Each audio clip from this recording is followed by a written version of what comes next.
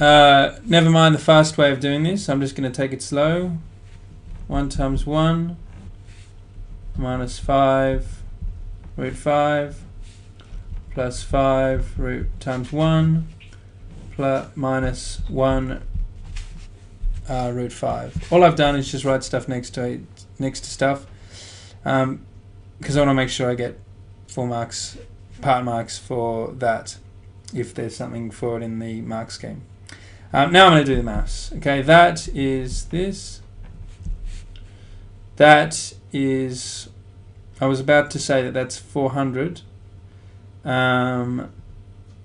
And yeah, I'm going to say that's 400. I was thinking maybe I can use something clever from part A, and I can, but it's not necessary. Now I'm going to tidy this up. That's a 1. That's a negative root 25. Don't need to copy them down because they're the same as each other, and one's positive and one's negative, so they cancel out. Okay, now I'm going to tidy this up. That was, we discovered in part A, 4 root 5. That's a 20. And that's a minus 24. I'm going to tidy this up, because remember we have to make it look like this, and there's no great big long fraction line in that. So first tidying,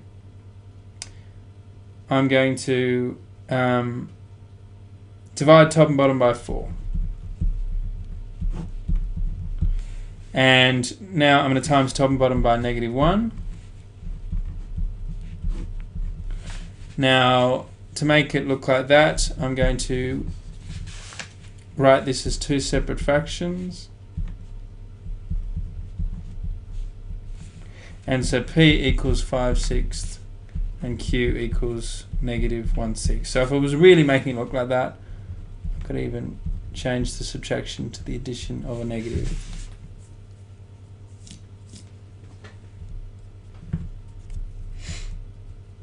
Now, I've made a mistake here because my answers don't agree with Ms. Fells.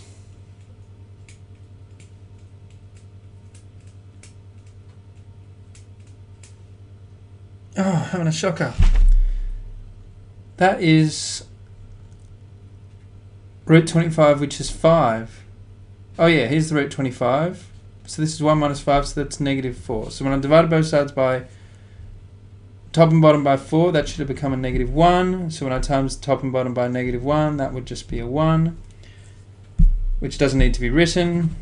So it's 5 plus negative 1 root 5. So P equals 5 and Q equals negative 1.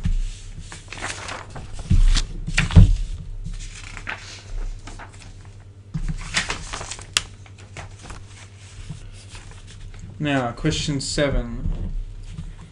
Okay, differentiate with respect to x. Now, this is a classic example of something that's not ready for calculus. You've got to make this ready using your standard algebraic techniques. That technique is expansion.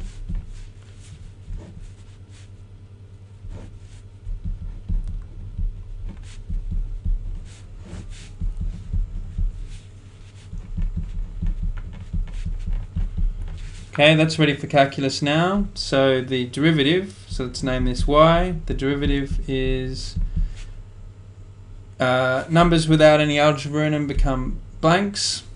For the others, we go this times this and reduce that by 1. Numbers that just have a straightforward x, the derivative just becomes the coefficient of the x. So that's that. Part B. That was part A. Part B, this would be harder. So y equals x to the power of 5 plus 6 root x. Okay, there's various techniques for getting this ready. My technique is to unadd the fraction. In other words, write it as 2 separate fractions. Now I'm going to, in a situation like this where you have 2 powers above a fraction line and below a fraction line, just subtract the powers. So it's x to the power of 3 over 2. That'll be a 3. I think there'll still be a fraction line here because Well, there certainly is at this stage because I'm just not ready to deal with that, so I won't deal with it yet.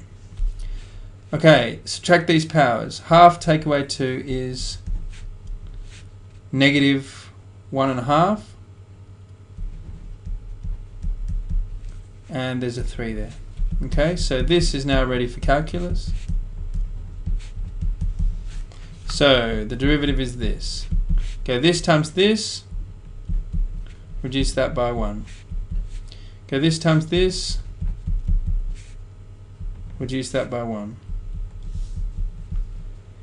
And we have to give each answer in its simplest form. So that is not in its simplest form. I need to make it like that. Now this is far from simple. Addition of a negative can be changed to a subtraction. Let's change this to a 9 over 2. A negative power means we can write expression under a fraction line. And fractional powers are weird. I prefer to write what they actually mean. So that's x to the power of 5 over 2. So there's ordinary rooting going on. That's the denominator. And there's powering of 5 going on. So that's, in my view, the simplest you can make that. Oh, I forgot to write the 2. Okay, so that's the answer for part 7. Okay, question number 8. Okay, this is a big long word problem. Can't actually find. Oh yeah, I was going to say I couldn't find the word sequence in it, but of course I can. But it's certainly true that big long word problems in Core 1 tend to be about sequences. So kick in the classic advice for sequences, which is to write out the terms of the sequence. So the year 2000. So the year is 2000. It sold 150. Each year the shop sold 10 more than the year before. So 2001 it'll be 160. 2002 170. These figures are actually given to us in the question. Okay. Now in part A it says show that the shop sold 220 computers in 2007. Because the numbers are so easy, it's okay to do this by brute force. Ah, having a shocker.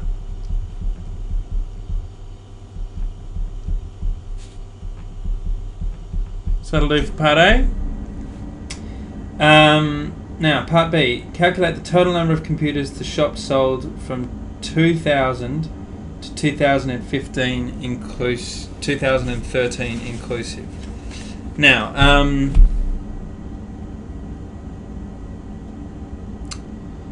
here's the thing.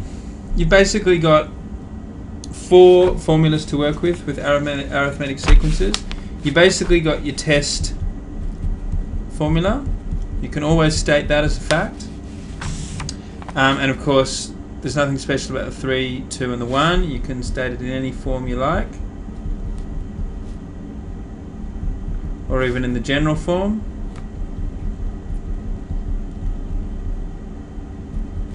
So that's your first thing you can state, the first thing you can use. You can also use the term formula. And you've got 2 adding up formulas.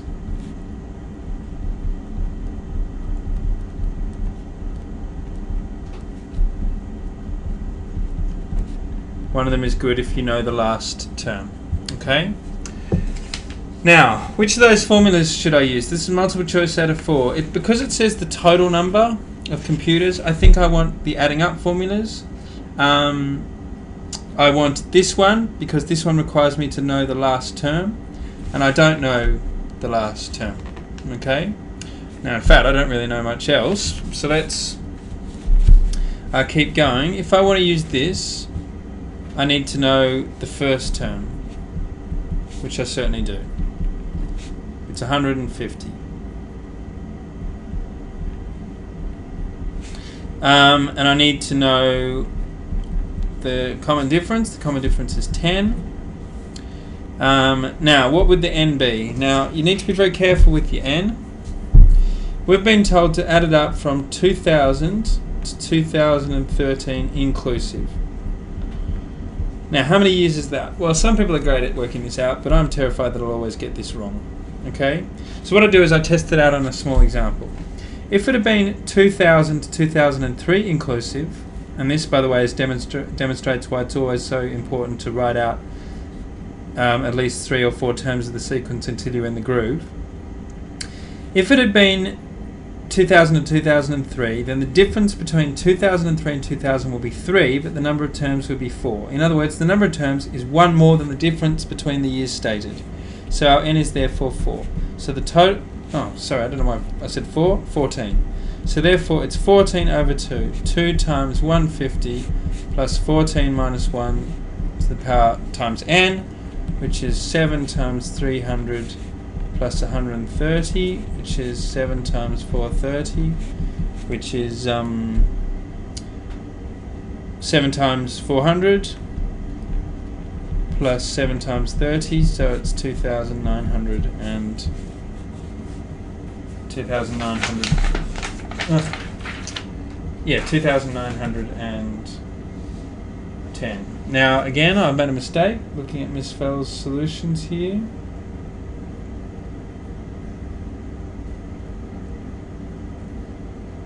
Oh yeah. Okay.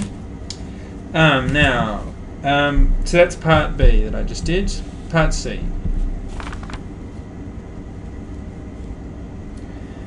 Okay, in the year 2000, the selling price of each computer was 900. The selling price fell by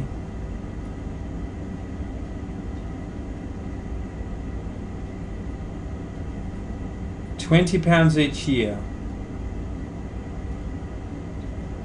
forming an arithmetic sequence. So I'm actually going to bring together a summary of my information so far. We've got year, we've got quantity, we've got price, therefore we've got revenue.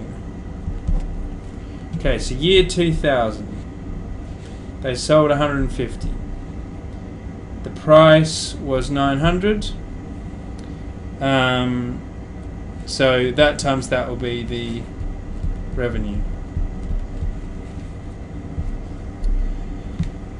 2001, sold 160, but now the price was 880.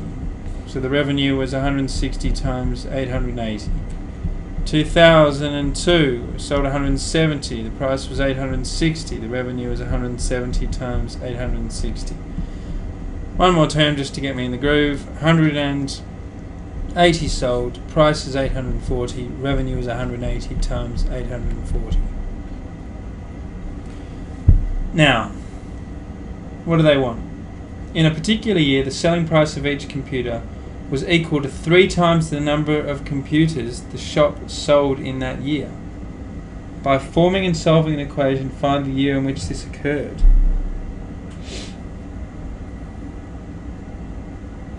So the selling price of each computer, so that is equal to 3 times the number of computers the shop sold. So that is 3 times that. Now that is certainly not 3 times that in any of my examples so far. That's 6 times that. So let's get some. They've told us we have to solve an equation. So let's get some algebra down that we can stick equal signs in between. Now, in a simple Year 11 example, you just use your general knowledge to get the equation you need. So if it was the perimeter of this being equal to 400, you just stick plus signs in between your expressions and state that it's equal to 400. But it's not so easy always to get algebra out of these situations. So use the formulas. They will give you algebra. So there's no hint of anything being added up in these. So I'm going to lay down some algebra for this sequence. the sequence is this. Tn equals a plus n minus 1d, which for us is Tn equals 150, that's the first term, plus n minus 1, and our d is 10. The algebra for this sequence comes from the same formula, but I'm not going to use Tn again because that's already been taken by that. I'm going to use Un.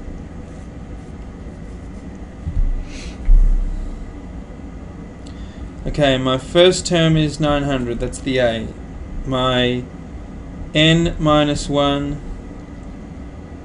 the n just has to stay there because I don't know how many terms I've got, and the common difference is negative 20.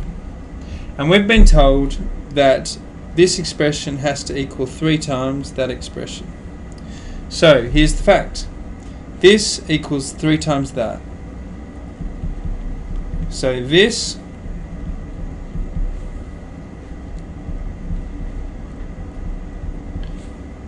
equals 3 times that.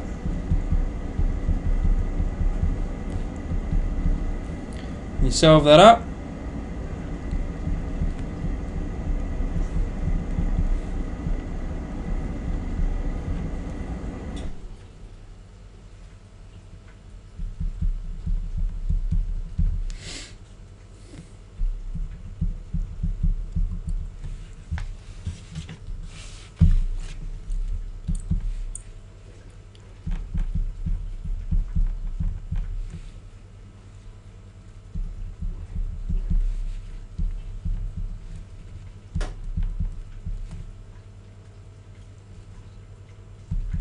So n equals 10, and for goodness sake, do not stop here. Just because you've done the hard work doesn't mean you've answered the question.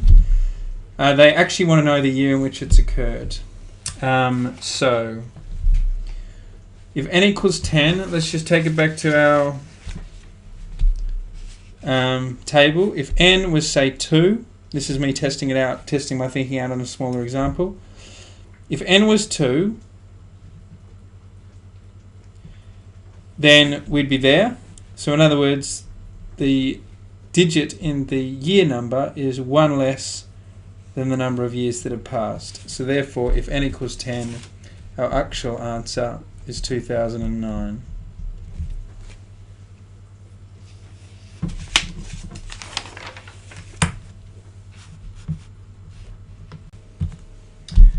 Okay, question number 9.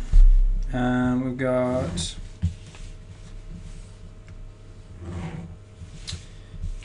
this line here called L2, which has a y-intercept of 0. We've got this line here, L1, which has a y-intercept unknown but marked B. The intersection is C. When told the equation of line L1, it's x 2x plus 3y equals 26. We're told that this is a right angle, and we have to find the equation for L2. In year 8 we use y equals mx plus c. Year 12, this is better.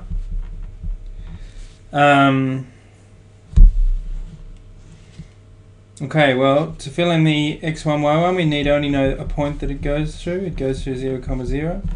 Now we just need to find the gradient. To find the gradient, I'm going to steal the gradient off that one since it's perpendicular. But what is the gradient of this? Well, one way to find the gradient of this would be to get y by itself, because when y is by itself, we can say that the gradient is the coefficient of x.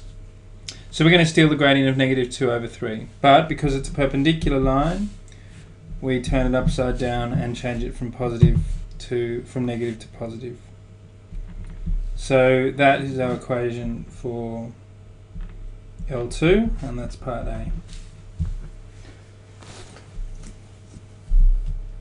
Now we have to find, in part B, we have to find the area of this triangle. Now remember, you've got two formulas for the area of a triangle. You've got half AB sine C, and you've also got half base times height. there's no real indication of angles here other than the right angle. So I'm not going to use that one. I'm going to use half base times height. But even there, remember there's three ways to orient a triangle, which makes the base three different possibilities. That could be the base, that could be the height. That could be the base, that could be the height. And finally, that could be the base, that could be the height. Now I think the best of these is probably this one, because that can come from working out the y-intercept of this line L2. Because the right extremity of this triangle is the origin, the left extremity, whatever the left extremity is, that will just become the base of the triangle. Also, the height can just be the x-coordinate of this point C. Okay, so I'm going to find B. B is a y-intercept. So if x equals 0, you get 3y equals 26. So y equals 8 2/3. So that's now 0, 8 2/3. Now, what's the x-coordinate of C? Okay, well we've got the equation for L2, the equation for L1, solve them simultaneously.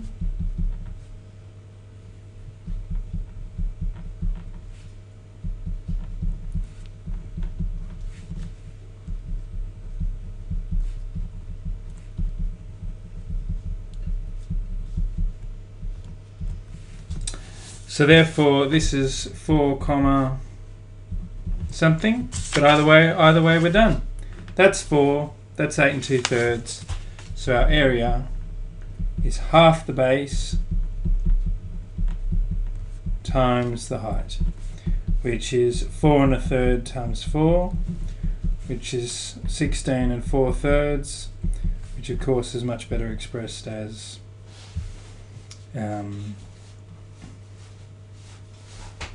17 1/3.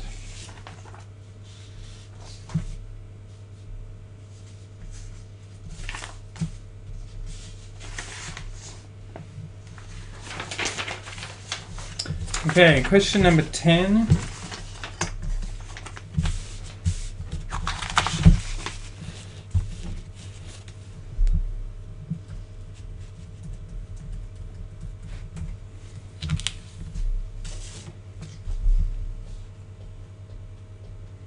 Okay, now this is a question where we're given f dash x,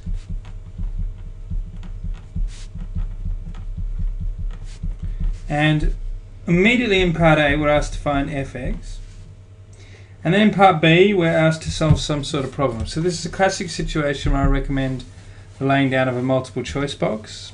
A multiple choice box is a two-line box that has two equal signs. The top row is y and the bottom row is dy dx, or the top row is fx and the bottom row is f dash x. Same thing. And here you have two exceptionally simple expressions for both the original function and the derivative. Now I've been given the derivative, I've been given the bottom row of the multiple choice box. I'll explain why it's called a multiple choice box in a second. The tidiest version of that I can think of is this.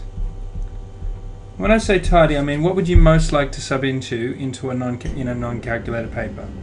I definitely prefer this because it doesn't have the negative powers anymore, it doesn't have the fractional powers, it's got explicit root symbols which I know how to evaluate from year 7 and 8. So that's the bottom row of the multiple choice box. Now how do we get the top row? Well, we get the top row by integrating. If you move from top row to bottom row, it's differentiation. You move from bottom row to top row, it's integration. Okay.